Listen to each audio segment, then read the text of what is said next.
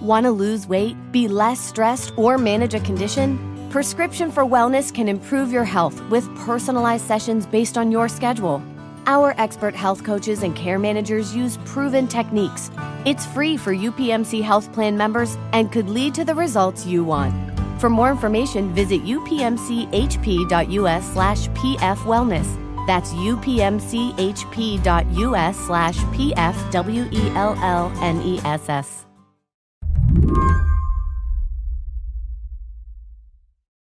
3 or 4 years ago, Congressman Don Beyer started to get curious about artificial intelligence. I ran across a Coursera course from Stanford on AI, and I thought, this will be great. I'll do this. And the first 3 weeks were wonderful. And I was really impressed with just the math and even the geometry of discovering new things from data. And then I took the first exam and got a 0. He tried to teach himself linear algebra, but that wasn't working out either. So he gave up. Beyer is a Democrat who represents Virginia's 8th district. That's Arlington, Alexandria, a lot of the D.C. burbs. Then, about a year and a half ago, he went to visit George Mason University. It's in his district, to see its new innovation lab. And I said, this is cool. Can I take a course here? And they looked at me funny and said, well, we'll check.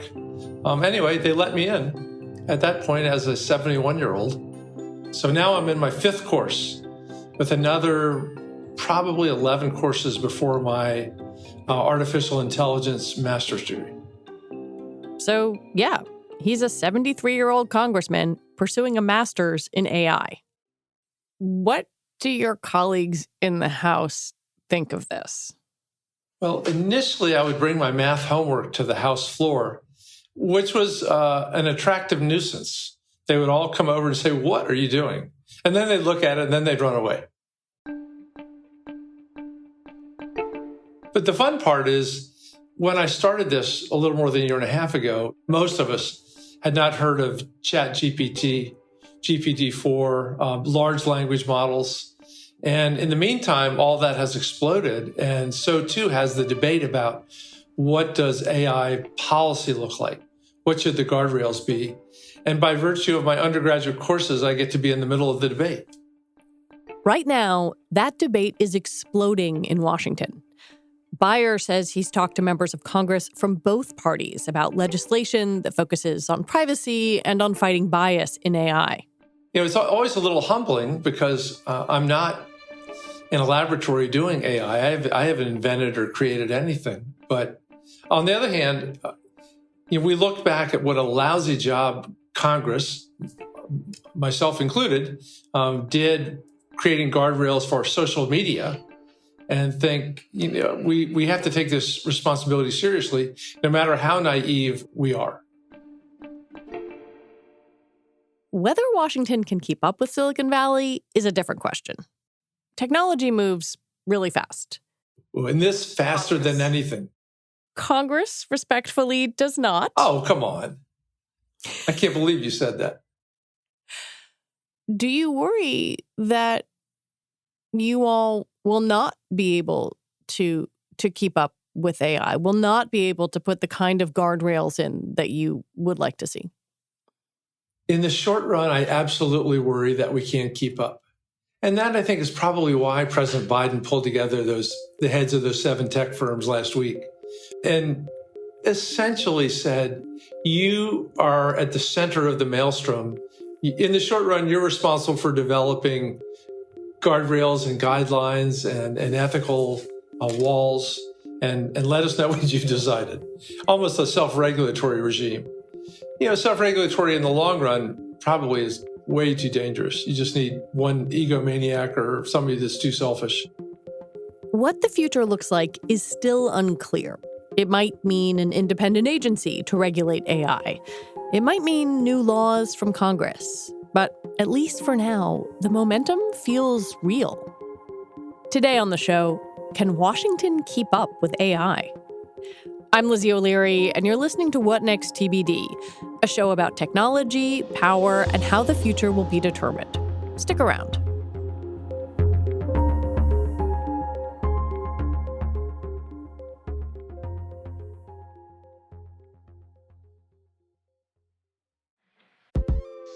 This podcast is brought to you by Progressive Insurance. Whether you're driving, cooking, or doing laundry, Progressive knows the podcasts you listen to go best when they're bundled with another activity. Much like how Progressive home and auto policies go best when they're bundled. Having these two policies together makes taking care of your insurance easier and could help you save, too. Customers who save by switching their home and car insurance to Progressive save nearly $800 on average. That's a whole lot of savings and protection for your favorite podcast listening activities, like going on a road trip, cooking dinner, and even hitting the home gym. Yep, your home and your car are even easier to protect when you bundle your insurance together. Find your perfect combo. Get a home and car insurance quote at Progressive.com today. Progressive Casualty Insurance Company and Affiliates. National average 12-month savings of $793 by new customers surveyed who saved with Progressive between June 2021 and May 2022. Potential savings will vary.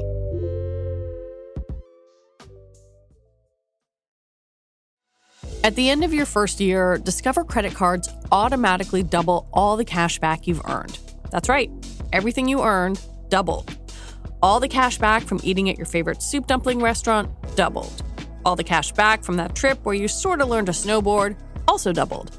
And the best part, you don't have to do anything ridiculous to get it. Nope, Discover does it automatically. Seriously though, see terms and check it out for yourself at discover.com/match. First of all, thanks. Thanks for coming. And I want to thank my colleagues here for taking the time to come back again and again. You heard Don Beyer mention a White House meeting last week. That's where the Biden administration brought together the heads of 7 different AI companies. A lot of the big names were there. Meta, Google, OpenAI. It's the kind of quote-unquote summit that happens when you have a new and splashy industry and sometimes precedes a big regulatory push in D.C. Companies come in, talk to the administration in power, and often agree to some basic safeguards for their industry. And today I'm pleased to announce that these 7 companies have agreed to voluntary commitments for responsible innovation. According to Makena Kelly, who covers politics and policy for The Verge, this was sort of a gentle opening salvo from the White House on AI policy. For almost the past year, the Biden administration has been pushing for some kind of regulation on artificial intelligence.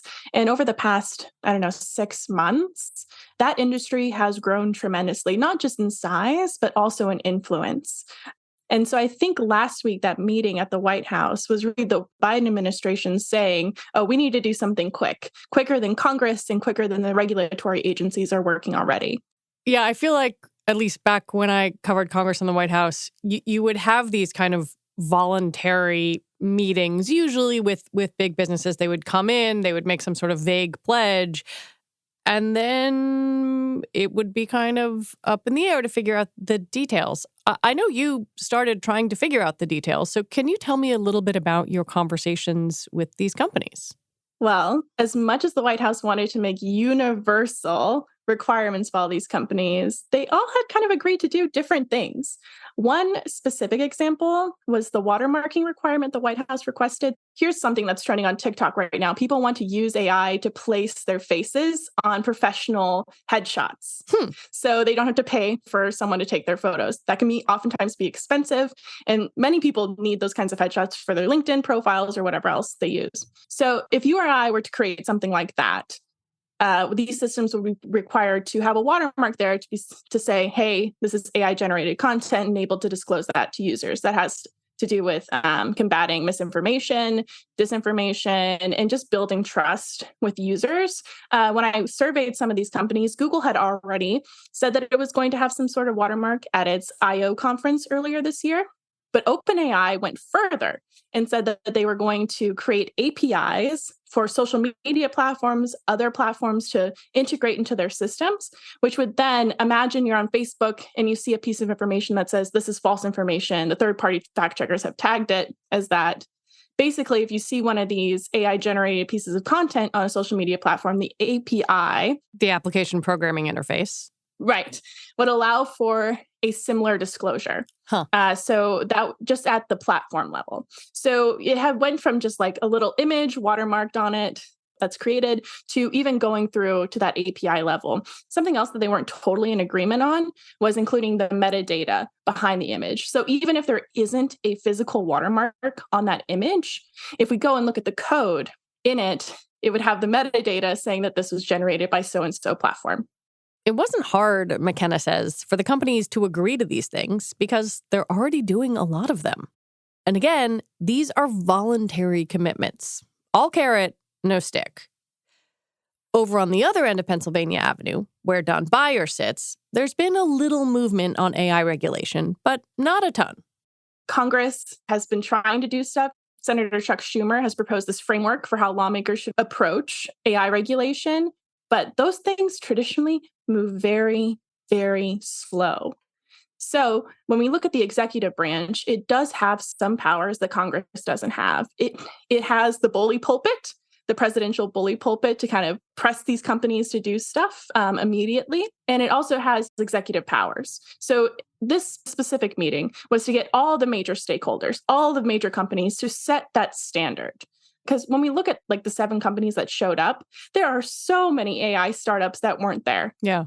Right. And that could be doing whatever, adhering to whatever rules. The big companies are setting the standard. That's important.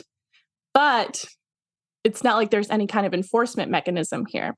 The White House also said on that press briefing with reporters that there is an executive order coming down the line. Now, they kind of declined to give any real description of what that EO would be, basically just said it was going to be an interagency effort. When we talk about why this meeting was important, it's because the executive branch can really move the fastest out of the other branches of government. I think you and I are used to thinking and talking about AI, but for a lot of people, it's either like, ooh, cool toy I can play with on the internet, or they don't care. So I guess I wonder, when Washington writ broadly is thinking about this, whether it's the executive branch or Congress or the agencies, what are they worried about? There are a lot of things. So when Senator Chuck Schumer first put out his Safe Innovation Framework just a couple weeks ago, he outlined some things that he wanted lawmakers to think about when it comes to regulation. One is national security. We can think about that in many ways of implementing AI into cybersecurity systems, something like that, but also just creating better systems than America's, foreign adversaries. China, of course, is moving really, really fast on AI as well. There's a lot of pressure to make sure that the United States is coming out on top, because if the U.S. has the better systems, they can set the standards. Another thing is we're going into an election year, 2024. We've already seen AI used to create political ads. The RNC created this weirdly dystopian ad about if Biden were reelected, basically showing, China now feels empowered to invade Taiwan, all of these scary, looming things. This morning, an emboldened China invades Taiwan. Financial markets are in free fall as 500 regional banks have shuttered their doors. Border agents. We've seen DeSantis include AI. Now, I don't think they've specifically said that they had, but there is some kind of technology there to create false images. Responding to DeSantis stuff, Trump created an audio thing on social media, basically placing DeSantis in a Twitter space, a fake Twitter space, with horrible historical figures like Hitler. Anyway, guys, we invited everyone to this Twitter space so Governor Ron DeSantis could... Everyone just shut the hell up so I can make my announcement, okay? You go, girl.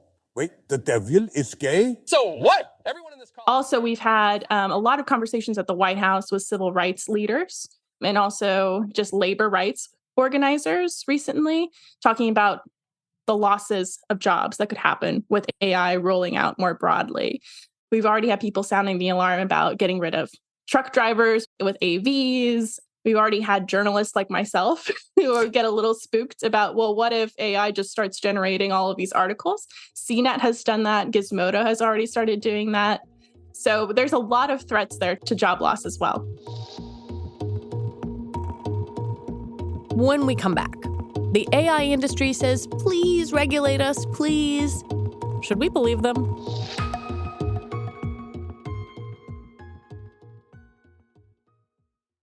This podcast is brought to you by Progressive Insurance. Whether you're driving, cooking, or doing laundry, Progressive knows the podcasts you listen to go best when they're bundled with another activity, much like how their Progressive home and auto policies go best when they're bundled. Having these two policies together makes taking care of your insurance easier and could help you save too. Customers who save by switching their home and car insurance to Progressive save nearly $800 on average. That's a whole lot of savings and protection for your favorite podcast listening activities, like going on a road trip, cooking dinner, and even hitting the gym. Yep, your home and your car are even easier to protect when you bundle your insurance together. Find your perfect combo. Get a home and car insurance quote at Progressive.com today. Progressive Casualty Insurance Company and Affiliates. National average 12-month savings of $793 by new customers surveyed who saved with Progressive between June 2021 and May 2022. Potential savings will vary. There have already been some AI-related hearings in Congress. OpenAI, Sam Altman told the Senate, we believe the benefits of the tools we've deployed so far vastly outweigh the risks. And then he had this line, we think that regulatory intervention by governments will be critical to mitigate the risks of increasingly powerful models, which, I don't know. I feel like there's this dance that sometimes company heads do where they come to Washington and say, okay, please regulate us. And I have a bit of a sure, Jan, face. And yet I wonder how that goes over. When members of Congress are hearing that, do they take those pleas into account and craft their regulations accordingly? What's happening behind the scenes? I wouldn't say that they take these things accordingly, right? But they do take them into consideration. Altman and all the other AI companies have seen what has happened with tech, the anger that is there, the aggressiveness that is there, the pervasiveness of trying to regulate the industry, and the hostility, right, between the tech companies and lawmakers, that they're trying to put a shiny, happy face on AI and say, we want to get this right. There's also, strangely, unlike with social media regulation, AI has this very much end of the world folklore behind it. Totally. People go full Skynet. Exactly. So there's that gravity to AI that I think, companies are trying to mitigate as well. You've talked to some lawmakers who are working on some of these proposals. Can you tell me a little bit about those conversations? Just earlier this year, I was meeting with Senator Mark Warner from Virginia for something totally different, talking about TikTok. Which is another thing that Congress is saying is a national security threat. But when I was sitting with him, he was talking about how Congress was caught on their back foot with tech regulation. It took them a long time to even really figure out what it is that the platforms were doing, how they operated, and how they were affecting their audiences, not just adults, but children as well. But he said when it comes to AI, they need to get moving, and they need to get moving fast. And I think that also has to do with a lot of that folklore about it being such a powerful weapon, but also just realizing that over the past how many years, Cambridge Analytica in 2018 with Facebook, where it was found out that all of these users had the access to their data granted by folks who really didn't have the best intentions. And so before things like that can get out of hand, I think Congress has in some ways learned from their mistakes. And learning a lesson is one thing, right? But acting on that is totally different. And I don't know if we'll be able to figure out whether or not they have figured this out, learned this lesson, and are acting on it until we see actual viable legislation that moves fast. And I guess even under the current Congress that we have now, it has to be bipartisan in nature. I was wondering about the party splits here. Are there, distinct policy positions on the Democratic side, on the Republican side? For however long I've been covering Congress, when it comes to tech regulation, when something bad happens, like Cambridge or whatever, every lawmaker, regardless of party, is oh my gosh, we have to do something about it. And I think we're still kind of in that stage where most lawmakers are look at this bad thing, we have to do something. I don't really think it's necessarily a party line division as much as it is a division between lawmakers on both parties that are a bit more business friendly and lawmakers that have more of a consumer advocacy focus. So when I think of business-friendly lawmakers who want to regulate AI, Mark Warner is one, and then Representative Ro Khanna, who represents Silicon Valley, is another. But they're not really calling for anything too strict, and they've always been a bit hesitant to do anything too prescriptive and heavy-handed. And then again, in that same bucket, I would say something like the Republican whip in the Senate, John Thune. He himself has also been wanting to work on tech issues, but also, of course, from a more business-friendly perspective. Whereas I can see more progressive-leaning folks, Bernie Sanders, Elizabeth Warren in the House, AOC, those folks taking a more consumer advocate lens and wanting to be a bit more heavy-handed and have the government playing more of a role instead of allowing these AI companies to really take charge and self-regulate and set these standards and keep moving on these products, right? Setting the standard right before Congress acts. The other side of this, we've talked about the executive, we talked about Congress, and then we have the agencies. At the FTC, Lina Khan has been very muscular in terms of going after various companies with a mixed record. But she has not been shy, and tech certainly knows that. How does the FTC regard AI? I'm so glad you're bringing this up because I do think oftentimes agencies and the power that they have to set limits and restrictions on tech gets lost in the conversation very often. Just in recent history, the FTC has been able to renegotiate orders and contracts it's had with major tech companies to revise their behaviors. I'm thinking just recently with Amazon and its Alexa product. There was some really scary stuff coming out there about how workers at the company were accessing the private recordings of people, not just audio recordings, but video recordings of people in their bedrooms, in their bathrooms. And the FTC was able to use these accusations to reach a settlement saying that they can't give this kind of access to workers and contractors ever again. So that, kind of targets the major players and the people who could oftentimes be the worst actors. And so when I think about the two agencies that I imagine playing a really big role in AI, of course, the FTC. Lina Khan, like you said, hasn't been shy. She's also said that under current law, she can go after these companies for discrimination, for false advertising, for fraudulent behavior. This is all stuff the FTC is authorized to do under the FTC Act. Again, with the Federal Elections Commission, when it comes to AI and political ads, the FTC has also said that under current law, they're able to go after disclosures in AI and political ads. Now, they've declined to create specific rules. There's been some petitions there where they've been voted 3-3, meaning they don't go anywhere. Now, a lot of those petitions have been revised, and I think they're mulling over specific rules again. But when it comes to the regulatory agencies and enforcing laws that are on the books, I think there is some momentum there, if not just to investigate, but to, again, set standards at that level as well. And while the White House may issue an executive order around AI, it would likely only apply to the government's use of it. So how much power does an EO actually have? It's really hard to do stuff with private companies. We've seen that with private lenders and student loans.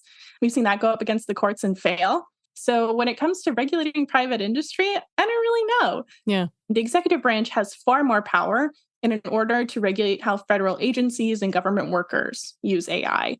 So I imagine they might be going to the Pentagon, talking to Pentagon officials, talking to officials at maybe the DOE, the Department of Education, and being like, craft some rules around how the government can use AI.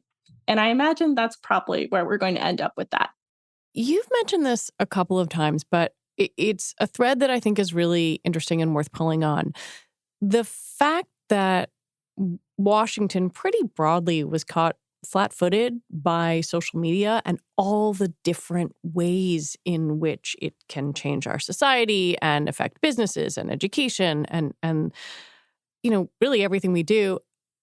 I wonder how much the ghost of that failure hangs over this conversation about AI. Talk about it hanging over. I think another problem is that they still have to work on that stuff too. There are still rules that they're trying to get passed this year. Biden has made it a priority to have some kind of child privacy and online protection rules put in place before the election. Congress has to do that. They also have so much other stuff that they have to do. When it came to the child privacy stuff earlier this year, that coincided with the debt ceiling. That was really important, and they needed to get that done. And the child privacy got tossed to the side because of other priorities, right?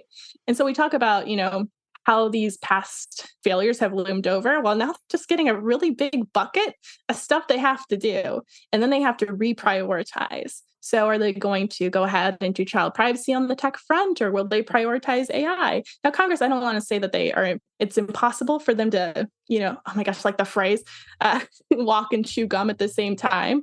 You go to DC, you'll hear that 100 times a day. But I do think that Congress and their staffs are limited, and they have to make choices.